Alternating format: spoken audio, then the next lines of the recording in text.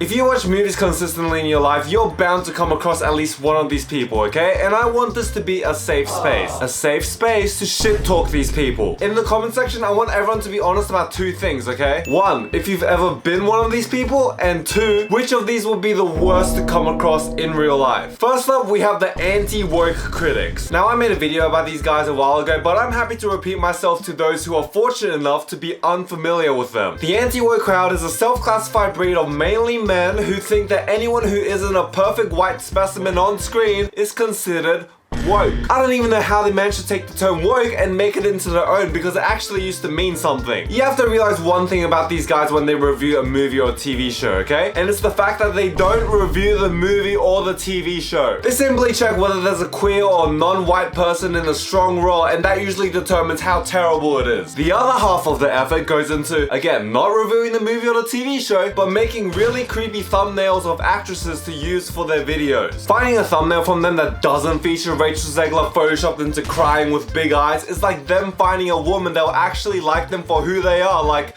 good fucking luck.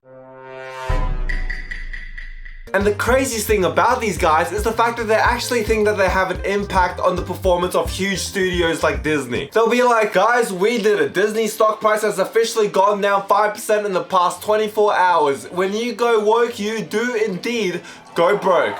Thank you, thank you. But of course they won't address the fact that it was actually because some foreign minister said something that could inspire international conflict, so the entire stock market just dipped down temporarily and it's gonna be back to normal again tomorrow. Like, I don't think they realize how little they are. Like, do they genuinely believe that 99.9% of people who go to the theaters actually care if there's a female lead? When movies and shit like that bomb, it's usually because it was just bad. And on the other side of the coin, when they start bitching about the wokeness of a movie or a TV show before it even comes out, oh my god, guess what? If it turns out to be a major hit, you know what they say about that? Nothing. They just fuck off somewhere and just pretend they didn't say anything at all. I remember when these guys were like, oh my god, why did they cast a woman in the Fallout TV show? Doesn't Amazon know that only masculine men play Fallout? Let me Photoshop a real ass on the poster and show you the feminine energy that we real men really want. Then surprise, it goes on to break more streaming records on Amazon Prime than the amount of times these guys jerk into lesbian porn in a day. And when a studio hires a non-white actor to play some minor character that no one's ever heard of who's white in the comics, they're like, oh my god, again? This is literally like if they cast Ryan Gosling as Black Panther. It's the same thing. Oh my god, you're right.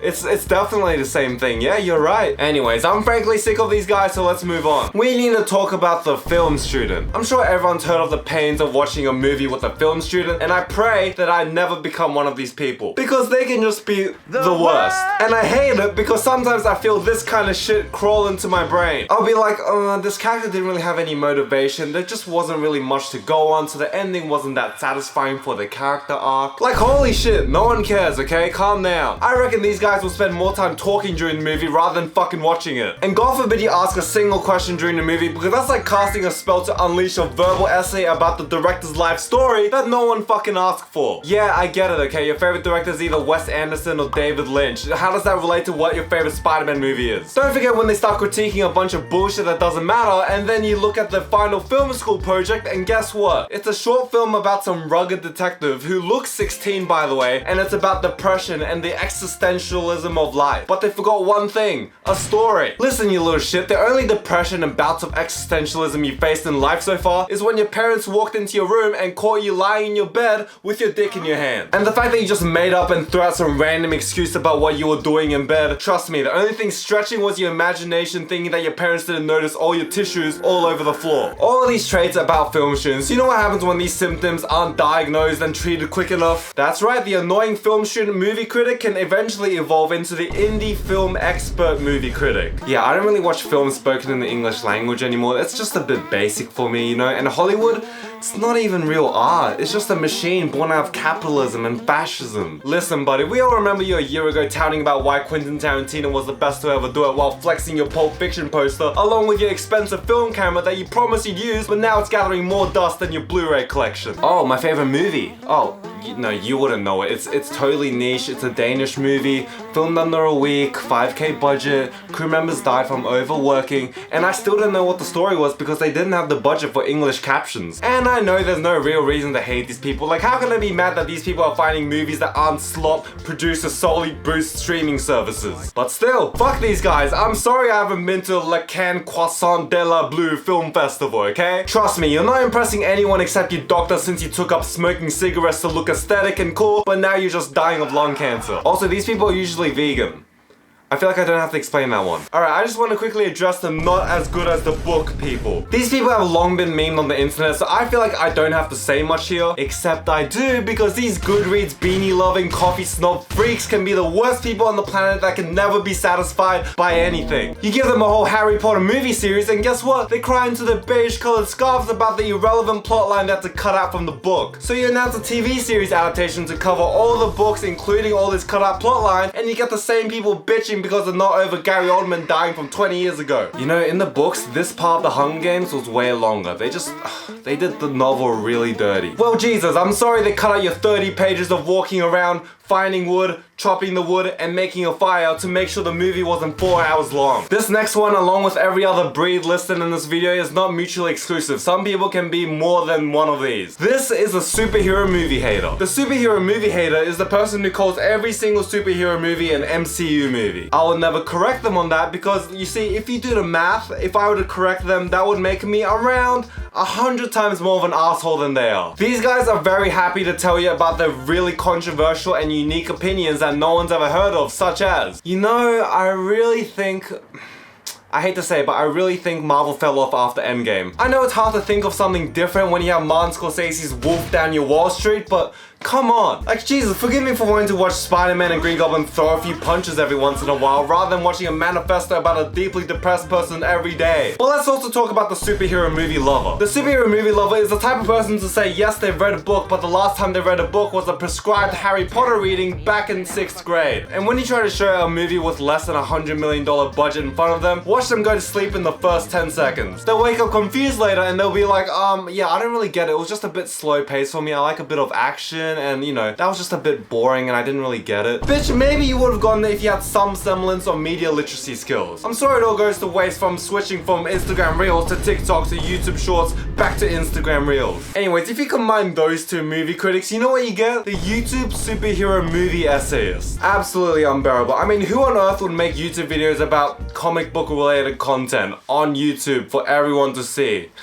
Fucking losers. Also, it doesn't have to be just about superhero movies either, okay? These people are just everywhere. These guys who make a 30-minute video essay flip-flop harder than you trying to decide whether you like the movie or not without looking at the Rotten Tomatoes score. And finding a video essay with a good unique take is harder than finding a video essay with a voice that doesn't make me want to jam my ears with a knife and fork. Hey, I need a new video idea. How about we talk about how good the MCU is right now? No, we'll get more views if we're negative. Okay, how about you talk about how bad the MCU is right now? No, in case they swing back and everyone likes them again, I want to make sure everyone's happy. Okay, maybe if you just recap the upcoming MCU movies that are coming out and make it seem like there's an opinion somewhere there, but in reality you're just summarizing things. That is fucking genius. That requires no work and thought. I love that. You want to make your own film video essay? Here are the steps. Step 1, title it Why? Insert childhood movie. Is severely. Insert overrated or underrated. Step 2, summarize the whole movie with no thesis of your own apart from being an absolute glazatron. Step 3, since that movie was actually objectively bad, you have to sprinkle some leeway for yourself. Like, it's no masterpiece, but it holds a special place in my heart. Or, no, but if you rewatch the movie, you'll realize that it's not a 1 out of 10, it's a 2 out of 10. I can't wait till in 5 years we get these bozos calling Morbius the underrated masterpiece that no one saw. Here's a good rule of thumb according to these movie essayists. If the movie you saw as a child is now more than 10 years old, it is officially underrated. I don't give a shit if it's messy or if it was literally critically revealed when it came out. It's now officially underrated, and anyone who says otherwise is wrong. Now, I can't be talking about just YouTube critics when there's literally an app for this kind of thing. Yes, I'm talking about the people who write gargantuan Bible-sized reviews on Letterboxd which are longer than the movie itself. You know when you look up a recipe online and you go on some website and all you can see is this motherfucker's life story? Like, bitch, I don't get how your mum passed this recipe down to you as she was taking her last breath. Just tell me how many cups of flour I need for this apple turnover. It's the same thing with these Letterboxd essays. Andy, why can't you just skip these and quit complaining? Well, you see, I try to do that every time, but I still get baited by their spoiler filter. I understand that people have thoughts that they like putting down eloquently, but I'm not smart enough for that, okay? I'm a dopamine-ridden monkey that likes to read a quirky sentence and move on. Speaking of which, the other side of Letterboxd, people who think they're fucking Kevin Hart from the reviews they write. Here's what the most popular short reviews on Letterboxd look like. They're either A, horny,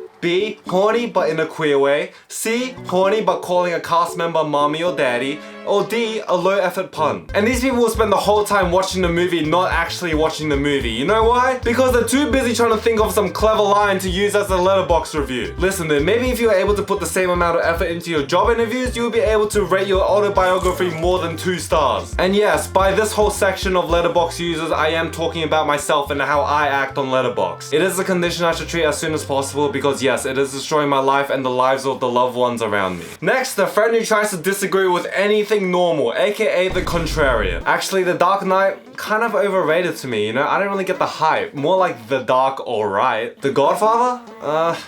It was okay, I guess. I think a better title would be The Ball Father. Breaking Bad. Okay, well, listen, I'm gonna say it, don't hate me.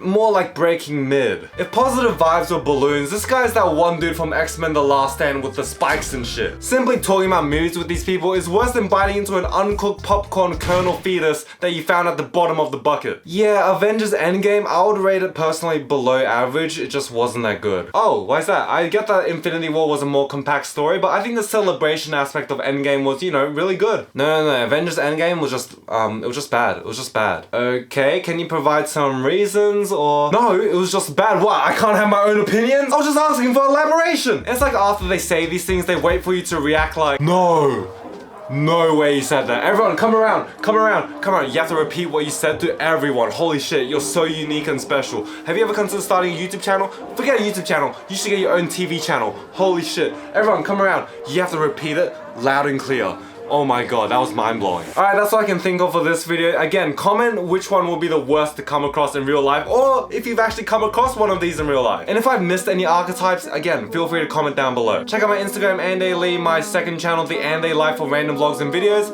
And of course, I don't want to promote this, but I guess I should because I do it in every other video. My Letterboxd, Andy Lee, if you want to check out the movies and what ratings I give them. Alright, I'll see you next week. See ya. 10:15 in the open night, I can't help that I feel so lonely. How many times do I have to die?